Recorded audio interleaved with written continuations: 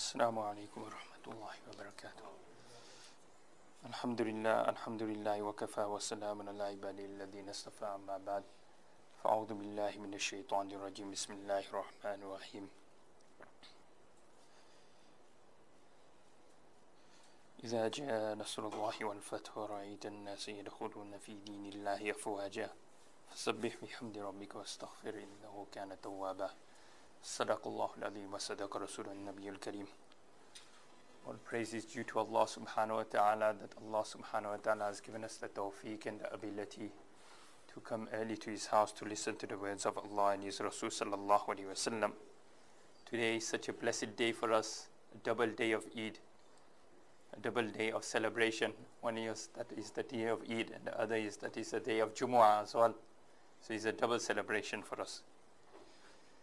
In the morning before the Eid Salah, I had mentioned with regards to a little bit with regards to Qurbani, sacrificing of the animals, and the sacrifices of Hazrat Ibrahim alayhi salam. Now I would like to concentrate on something a bit different, a sermon which Rasulullah sallallahu alayhi wasallam had given at the time of Hajjatul Wida, some advice which Rasulullah sallallahu alayhi wasallam had given at the time of his farewell Hajj. This sermon was delivered on the 9th of Zil-Hijjah, 10 AH, in the Urana valley of Mount Arafah. After praising and thanking Allah subhanahu wa ta'ala, Rasulullah sallallahu alayhi wasallam said, "O people," it is very important that we listen to the advices of Rasulullah sallallahu alayhi wasallam attentively, and we should try and bring it and inculcate it into our lives. Rasulullah sallallahu alayhi wasallam then said, "O people, lend me an attentive ear," meaning listen very carefully, "for I know not whether after this year I shall ever be amongst you again." So Rasulullah sallallahu alayhi wasallam is telling the people, those who are in Hajj with him, this is a talk which he gave on the day of Arafah, meaning yesterday. And he said that listen carefully to what I've got to say, because I don't know if I will be with you next year. And this, in all these sermons throughout Hajj, Rasulullah sallallahu alaihi wasallam kept on saying this, that I do not know if I will be with you next year again. So please listen carefully. He said, "I shall ever be amongst you again. I do not know if I shall be with you amongst you again. Therefore listen to what I am saying to you very carefully, and take these words to those who could not be present here today, that जो गैर हाजिर हैं आज यहाँ नहीं है, उन तक ये मैसेज पहुँचाना जो मैं आपको कह रहा हूँ." So he said, "O people, just as you regard this month, meaning the month of Zil-Hijjah, this day, meaning the day of Arafat, this city as sacred, meaning the city of Makkah, so regard the life and property of every Muslim as a sacred trust." जैसे कि आप इस महीने को मुबारक महीना समझते हैं, इस दिन को मुबारक दिन समझते हैं, इस शहर को मुबारक शहर समझते हैं, वैसे ही हर मुसलमान और हर मुसलमान की चीज़ें उसको अमानत समझना चाहिए. Return the goods entrusted to you to their rightful owners. अगर कोई चीज़ आपके पास हो जो किसी और की है, उनको वापस दे दो. Hurt no one so that no one may hurt you. किसी पर यानी जुल्म मत करो ताकि वो आप पर जुल्म न करे, या किसी को तकलीफ मत दो ताकि वो आपको तकलीफ न दे. Remember that you will indeed meet your Lord. कि याद रखना कि आपको ज़रूर अपने रब से मिलना है. And that he will indeed reckon your deeds. और वो आपकी हिसाब लेंगे, अल्लाह सुब्हानहू व तआला आपका हिसाब लेंगे जो अमाल आपने इस दुनिया में किया है. Allah subhanahu wa ta'ala has forbidden you to take usury interest. Allah subhanahu wa ta'ala ने रिबा को हराम किया है कि आप रिबा लें. Therefore all interest obligations and henceforth be waived. Okay, all interest, you should abstain from all types of interest.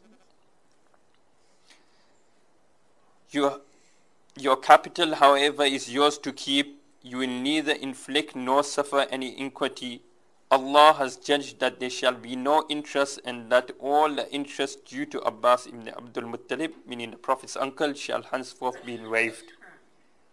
That Rasulullah sallallahu alaihi wasallam, the command of interest had been made haram, and he told the people that not in any way should a person be involved in interest. To a person's eye, it seems that if he collects interest, there is increase in his wealth, or he is getting benefit. But in fact, by taking interest, a person, the barakat of his wealth goes away. When a person does not have interest in his business or in his wealth, he abstains from all types of interest, and Allah subhanahu wa ta'ala, agarche thoda bhi ho, lekin usme barakat dal lenge. Even if it is small, Allah ta'ala will put barakat in it. Barakat, what is barakat? Barakat does not mean that 1 million pound becomes 10 million pounds. Barakat means in that 1 million pounds that you got, or 1,000 pounds that you got, or that 100 pounds that you got, all the needs that you have in your life, Allah subhanahu wa ta'ala will fulfill it in that. बरकत ये है कि जो हाजतें ज़रूरतें आपकी हैं, जो 100 pound या 1000 पाउंड या मिलियन पाउंड आपके पास है, उस 1000 पाउंड के अंदर अल्लाह ताला आपकी तमाम ज़रूरतें पूरी कर देंगे. अल्लाह ताला के हाथ में सब कुछ कुदरत है ना.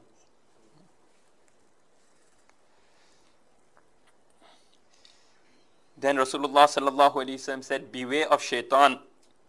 For the safety of your religion, he has lost all hope that he will even be able to lead you astray in big things. So beware of following him in the small things. कि Rasulullah sallallahu alaihi wasallam ने कहा कि शैतान से चौकन ना रहना, क्योंकि वो तो मायूस हो गया है कि आप अपने दीन पर कायम रहेंगे. बड़ी चीज़ में आप यानी gumrah nahi ho jayenge. You will not become astray in the big things. So he has become despondent in this. So don't follow him in the small things. जो छोटी छोटी चीज़ें में है उसकी पैरवी उसमें मत करना. तो शैतान से चौकन न रहना हर चीज़ में, हर छोटी चीज़ों में भी. Remember that you have taken them, O people. It is true that you have certain rights with regards to your woman, but they also have rights over you. Rasulullah sallallahu alaihi wasallam ने फरमाया कि यह सही है कि आपके हुकूक है आपके घर वाले के ऊपर, लेकिन ये भी है कि वो आपके ऊपर उनका भी हुकूक है. Allah's trust and with remember that you have taken them as your wives only under Allah's trust and with His permission. If they abide by your rights, then to them belongs the right to be fed and clothed in kindness. Do treat your woman well and be kind to them, for they are your partners and committed helpers. And it is your right that they do not make friends with anyone of whom you do not approve, as well as never to be unchaste. कि अल्लाह सुब्हानहु व तआला ने जो औरतें आपके घर में हैं, अल्लाह सुब्हानहु व तआला ने आपको दिया है, और ये this is a trust from Allah subhanahu wa ta'ala, so you should be kind to them. आप उनसे अच्छे अंदाज से आओ, अखलाक के साथ, चिल्लाना नहीं. अगर खाना भी थोड़ा सा नमक ज़्यादा हो गया या some extra chilies or something in the food, don't become angry. I can't eat this food. You know I can't eat chilies, so why did you put extra chilies in the food? No, be grateful to Allah subhanahu wa ta'ala. At least He has given us some food to eat. Other people don't even have food to eat. If you become angry, one thing is, if you become angry very quick, then you should also cool down very quick as well. This is a good sifat.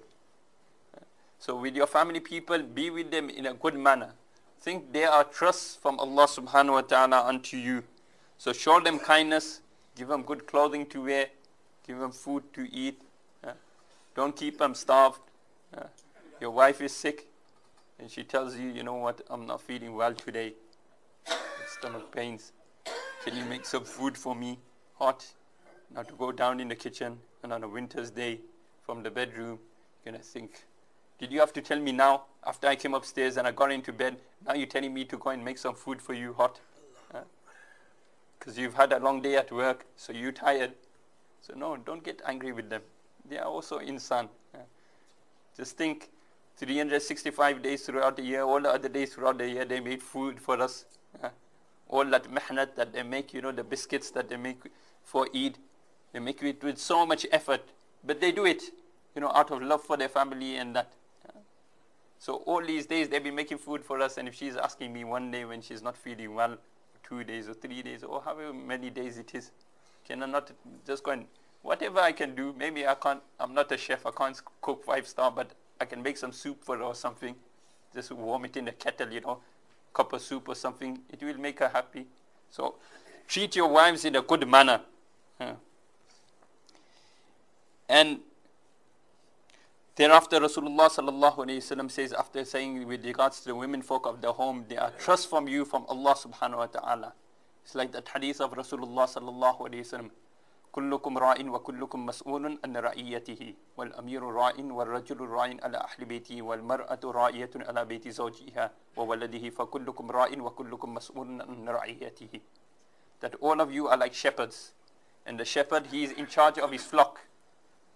He is in charge of the flock. If the flock goes missing, the boss will ask him, where's that sheep gone? Where did you lose it? So he'll be asked about it. So the same way, the man, the head of the house, he is the, like so to say, the shepherd. And he will be questioned with regards to those who are under him.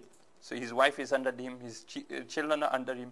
They are amanat from Allah subhanahu wa ta'ala. So he will be questioned with regards to them from Allah subhanahu wa ta'ala. So treat him in a good way. Then Rasulullah sallallahu alayhi wa sallam goes on to say, O people, listen to me in earnest. Worship Allah subhanahu wa ta'ala. Say your 5 daily prayers, salah. Fast during the month of Ramadan. And give your wealth in zakah. Perform hajj if you can afford to do so. So these are the 5 pillars of Islam. That, remember, these are the words which Rasulullah sallallahu alayhi wa sallam said at the time of Hajjatul Wida, on the day of Arafah. Very important day, auspicious day. And he was constantly saying that, listen carefully, it might happen that next year I might not be with you. So listen to these words of advice very carefully. So what else is Rasulullah sallallahu alayhi wa sallam saying? That worship only Allah subhanahu wa ta'ala. Only Allah subhanahu wa ta'ala. Be punctual with your 5 times daily salah. Fast in the month of Ramadan. And give zakah on your wealth which you have once a year. And if you can afford to go for hajj, then go for hajj. Thereafter, Rasulullah sallallahu alayhi wa sallam says, all mankind is from Adam and Hawa alayhimus salam. That everyone came from Adam alayhi salam and Hawa alayhi salam. An Arab has no superiority over a non-Arab, nor a non-Arab has any superiority over an Arab. Also, a white has no superiority over black, nor a black has any superiority over white, except by piety and good action. Okay. Nobody is better than the other person. Rasulullah says, whether you are Arab or Ajam, no Arab is better than the Ajam, meaning a foreigner. And no Ajam foreigner is better than the Arab. Although Arabs do hold a fazilat over us, because Rasulullah was Arab. So they had fazilat over us. So in that way, they do have fazilat over us. But what Rasulullah sallallahu alaihi wasallam is saying, nobody is better than the other one. No white person is better than a black person. No black person is better than a white person. So it doesn't matter which nation you come from, which language you speak, what color you are, which country you come from. But what matters, a person exceeds in piety only in the eyes of Allah subhanahu wa ta'ala. So a person will become higher and closer to Allah subhanahu wa ta'ala, a better person than the next person, only through piety. That is why the ulama, the shuyukh say that when you see with regards to ilm, with knowledge, then look at those who are above you. When you see someone that he is practicing Islam better than you, when you see someone he has got more ilm, knowledge than you, then look at those above you, not below you. So that it will give you that drive and encouragement to also reach those heights, that I also want to be so good. I also want to be so close to Allah subhanahu wa ta'ala. Yeah? And when it comes with regards to the dunya, the things of the world, Don't look at those above you, look at those below you. So when you have a car, or you have wealth, don't look at if I've got a Honda Civic, don't look at the man that's got a BMW. He's got a nice car, man. Only if I could get a car like that. Or no, if I've got a 3-bedroom house, don't look at the one who's got a 5-bedroom house, but look at the one below you. I've got a Honda Civic. That person doesn't have a car. He might be catching the bus every day. How difficult it is for him. I might have wealth, but other people might not have that much wealth and they are going through hard times. I might have so much food at home, but other people in other countries don't even have nothing to eat during the day. They go days without food. So then you will make shukr to Allah subhanahu wa ta'ala for the ni'mats, the bounties which Allah subhanahu wa ta'ala has given you. So with regards to deen, always look at those above you. So you will channel yourself to greater heights. And with regards to the dunya, things of the world, look at those below you, so you'll make shukr to Allah subhanahu wa ta'ala.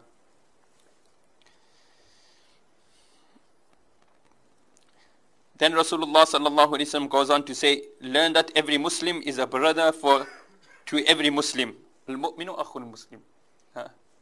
Al-mu'minuna karajulin wahidin in ishtaka ainu ishtaka kullu wa in ishtaka ra'su in ishtaka kullu. The mu'min, the believers are like one body. If the head hurts, then the whole body feels the pain. It's not that just the body, the head is hurting, then the rest of the body doesn't feel it.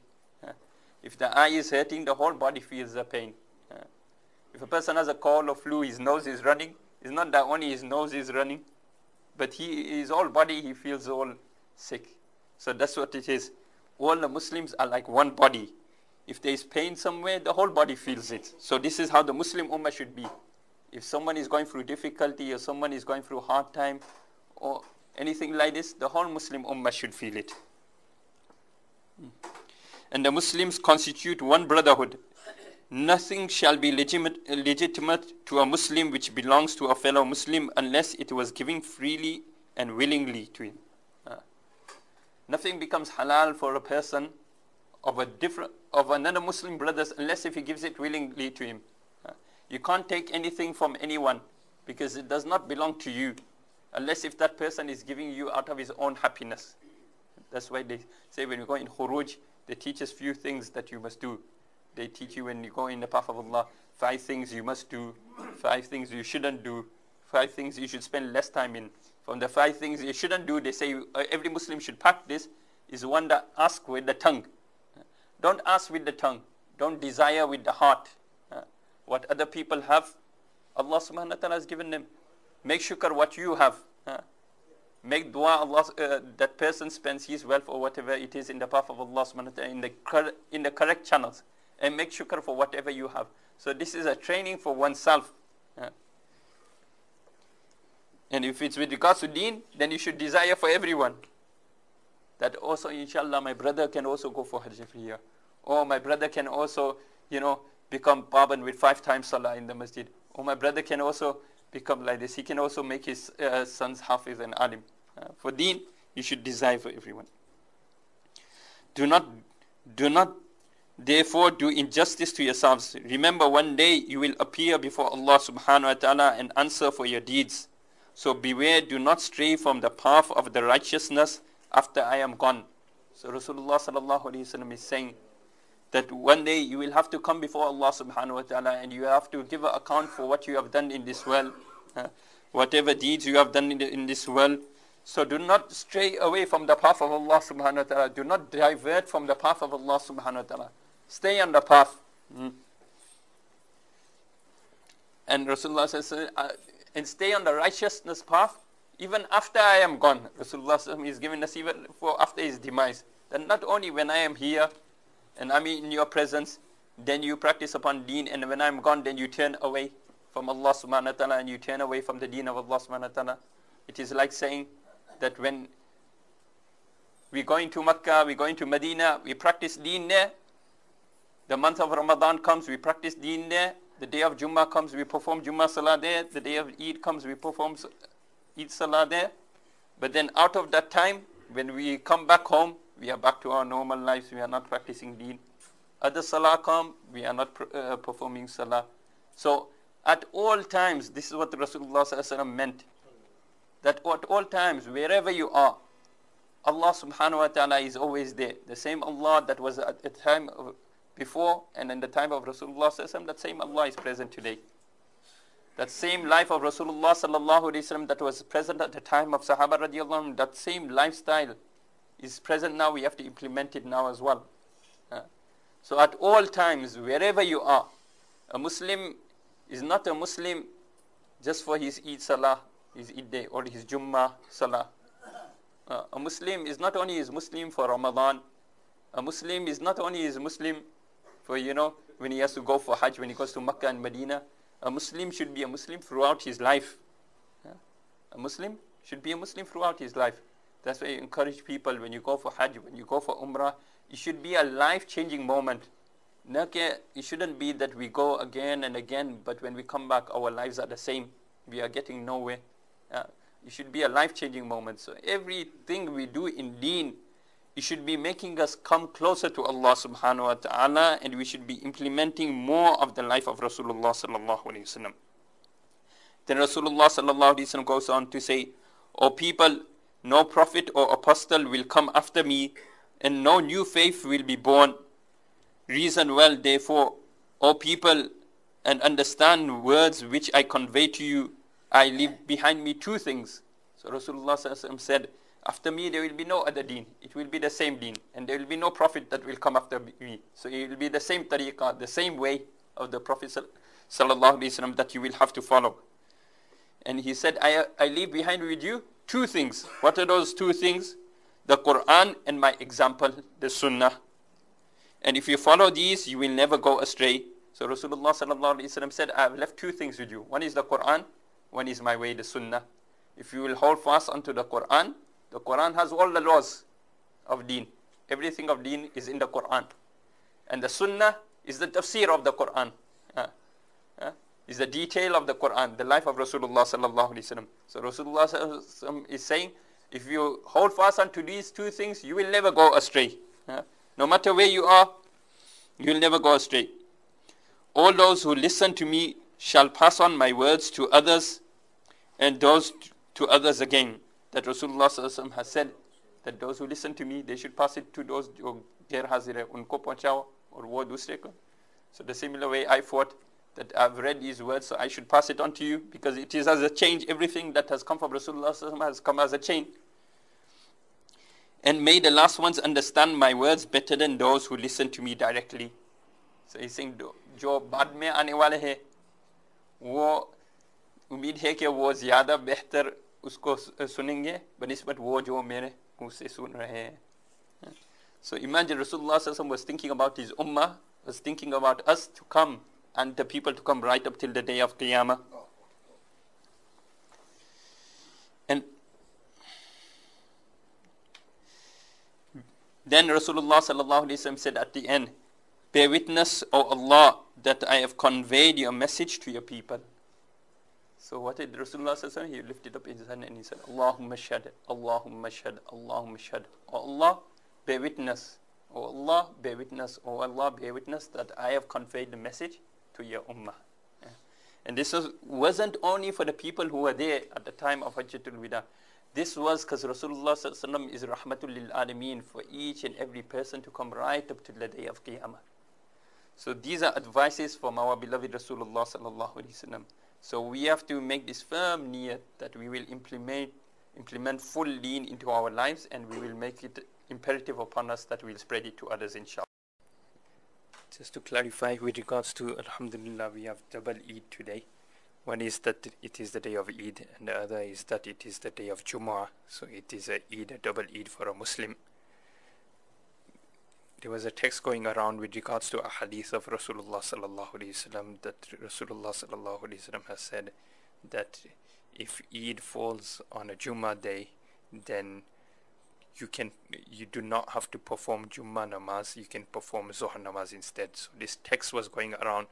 So I just want to clarify this hadith, that Rasulullah sallallahu alaihi wasallam had said this hadith with regards to the people who were living in the villages in the Dehat far away, that because they were coming far away from far away, they were coming for Eid Salah, and they were returning back home, it would have been difficult for them to return back for Jummah Salah again.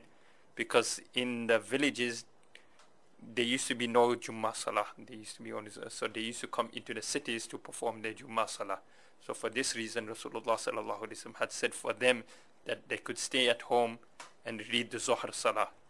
But nowadays, obviously, we cannot take this ahadith and say that, you know, because I'm busy with work, or we've already performed Eid Salah, so we don't have to perform Jummah Salah. We can perform our Zuhr Salah at home, our Zuhr Salah at workplace. No, we have to perform the Eid namaz as well as the Jummah Salah. And it should be, for us, it should be even more double, you know, happiness that we are getting to perform our Jummah Salah and as well as the Eid Salah on the same day.